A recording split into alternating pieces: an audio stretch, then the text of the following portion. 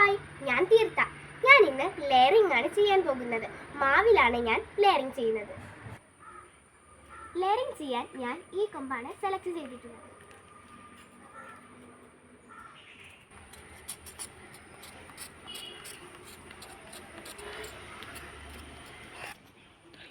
ഞാൻ ഈ മാവിൻ്റെ ഈ ഭാഗം തോലെല്ലാം കളഞ്ഞ് വൃത്തിയാക്കി വെച്ചിട്ടുണ്ട്.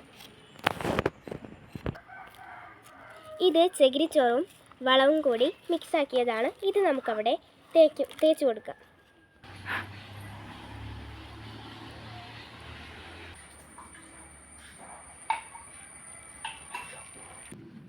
നമുക്കിനി ഇതിന് ചുറ്റും സെല്ലോ ടാപ്പ് ഒട്ടിച്ചു കൊടുക്കാം.